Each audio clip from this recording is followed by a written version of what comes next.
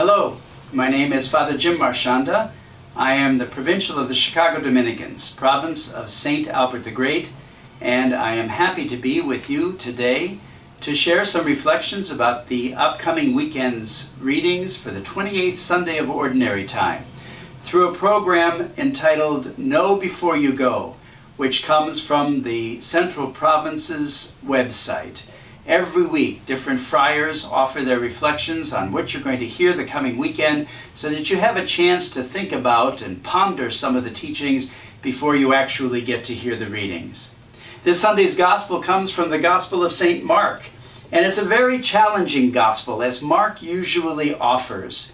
It's the Gospel about the rich young man that approaches Jesus wanting to know how to get into heaven. Now, the funny part of the Gospel, which you and I know by heart, is the one about how hard it is for rich people to get into heaven. It's as hard as a camel trying to get through the eye of a needle. That is such a funny image for us to just even hold in our imaginations and try to picture, isn't it?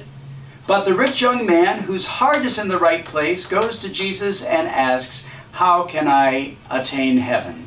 And Jesus says to him, "You know the commandments. Come on, you know what your faith is all about," as if he would say it to each one of us. You know what your teachings are. And the rich young man says, "I know all those things. I know everything I learned about love your neighbor, love your father and your mother, honor the Sabbath day, do not hurt other people. I know all those things. I have lived them all my life." Jesus immediately loves the man, and he says to him, "Well, then there is one thing more you must do. You must go sell all that you have, give it to the poor, and then come and follow me."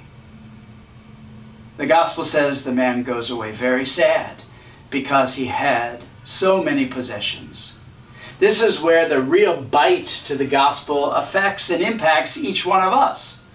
Because sometimes we read it as only a money issue or a many possessions issue, when in fact it is about anything that distracts us from desiring to know God and to fulfill our rightful place on this earth because of our relationship with God. Some people excuse this gospel and say, "Oh, he's talking about the rich. I don't have any money, so clearly it's not about me."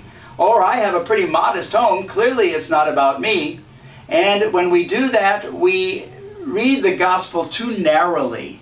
In fact, the riches that we possess are so much more than about money alone. Sure, some riches have to do with money, some riches have to do with property, some riches have to do with possessions, but there are riches that have to do with attitude. There are riches that have to do with opinion that seems to have no end.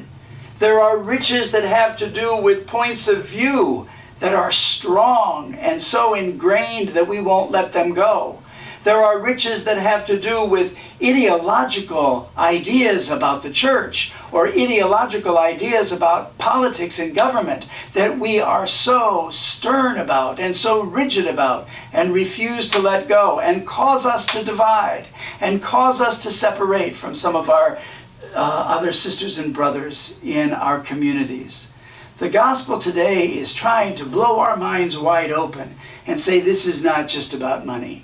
This is about anything that causes your heart to be devoted to something more than God alone. It's a challenge to every one of us. The first reading from the Book of Wisdom says, "Seek wisdom above anything else."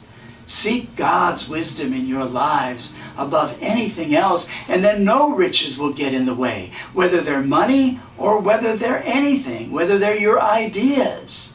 All of us have to hear this gospel. All of us have to realize that there is a great deal in life that can consume our attention and our attitude and our opinion and create a block between us and the heart of God, which is a heart of mercy and understanding and wisdom. So as we approach this 28th week in Ordinary Time, I invite you to listen carefully and to not exclude yourself. This gospel is about all of us, no matter how much we possess or do not possess in terms of earthly riches. And I invite you to look forward every week to Know Before You Go, Dominican friars who will be sharing their views with you on the upcoming readings every week through our website. God bless you.